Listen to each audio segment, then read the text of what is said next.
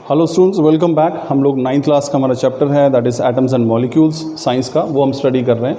पिछले टॉपिक में हमने सिंबल्स के बारे में पढ़ा था। आज इसमें कुछ 2-3 पॉइंट्स और इंपॉर्टेंट है जो हम डिस्कस करेंगे। सिंबल्स देखिए, मैंने आपको पहले ही बताया था कि किसी की भी शॉर्ट फॉर्म होती है किसी बड़े एलिमेंट को। अगर हम पूरा नाम लिख रहे हैं, एल्यूमिनियम है ALUMINIUM, एल्यूमिनियम ऐसे लिखते हैं तो उस सिंबल क्या हो जाएगा AL। हमने बहुत शॉर्ट में जो चीज़ लिख दी है, तो किसी बड़े चीज़ का छोटे रूप में उसको व्यक्त करना वो संकेत या फिर सिंबल कहलाता है। तो हमने देखा था कि पिछले लेक्चर में कि डाल्टन ने कुछ सिंबल्स दिए थे एलिमेंट्स के जो उस वक्त नोन थे, और हमारे पास आज भी लगभग जितने भी एलिमेंट्स 118 एलिमेंट्स हैं उन सभी के लिए हमारे पास सिंबल जो है वो मौजूद है।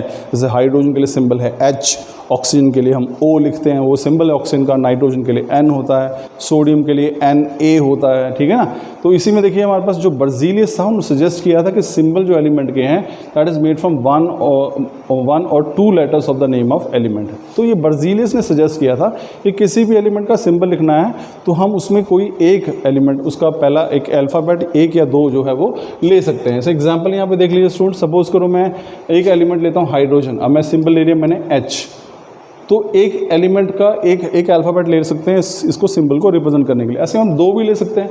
सपोज करो मैं सोडियम लिखता हूँ, Na,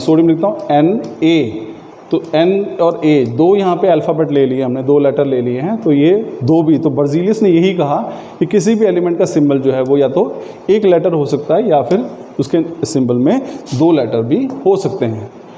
अब देखिए now days IUPAC approves names of elements. तो आजकल के टाइम पे क्या होता है कि एक संस्था है जिसको हम IUPAC कहते हैं, international union of pure and applied chemistry. तो ये एक संस्था है जो ये तय करती है कि नाम के किस प्रकार से लिखा जाएगा। अब देखिए इसका होना बड़ा ज़रूरी है, इसने कुछ नियम दे दिए हैं और उस नियम के हिसाब से ही नाम जो है वो लिखे जाते हैं।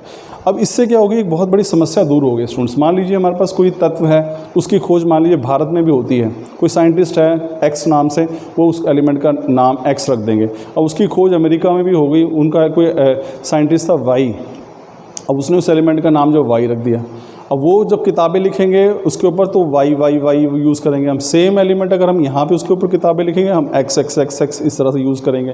तो इससे क्या होगा, कन्फ्यूजन होगी। जब वहाँ की किताबें यहाँ पढ़ी जाएंगी तो हम कंफ्यूज हो जाएंगे, हमारी किताबें वो पढ़ेंगे तो वो कंफ्यूज हो जाएंगे, जो दुनिया में बाकी स्थानों पर वो किताबें पढ़ी जाएंगी तो वो कन्फ्यूजन क्रिएट करेंगी। तो इसलिए क्या किया, इस समस्या से निजात पाने के लिए एक संस्था है IUPAC, उसने कुछ नियम बना दिए हैं। अब चाहे कोई भी तत्व, चाहे अमेरिका में खोजा जाए, चाहे जापान में, चाहे रशिया में, चाहे कहीं पर भी, उसका नाम उसी नियम के द्वारा तय होता है जिसको कौन प्रपोज करता है, IUPAC संस्था जो है वो तय करती है। तो आजकल जितने भी नाम हैं वो सारे इसी संस्था के जो नियम हैं उसके द्वारा रखे जाते हैं। Now generally symbols are the first one or two letters of the element name in English। तो जो उनका अभी देखा हमने, यहाँ पे देख लीजिए इस तरह से, ये हमारे पास ये हाइड्रोजन है, हाइड्रोजन का H हमने ले लिया, इसका सिंबल जो है वो H आ गया।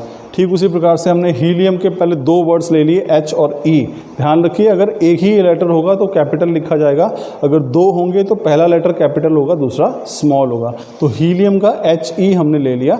तो ये इस प्रकार से जो है हम नाम जो है वो लिख देते हैं। तो ये जो हम चौथा पॉइंट यहाँ पे डिस्कस कर रहे हैं वो यही है, the first letter of symbol is always written as capital letter. तो पहला अक्षर जो होगा किसी भी सिंबल का वो हमेशा कैपिटल होगा और सेकेंड जो होगा वो हमेशा स्मॉल होगा। जैसे कि हमने यहाँ पे देखिए कॉपर के लिए लिखा है CU, तो C कैपिटल है और U जो है वो स्मॉल है।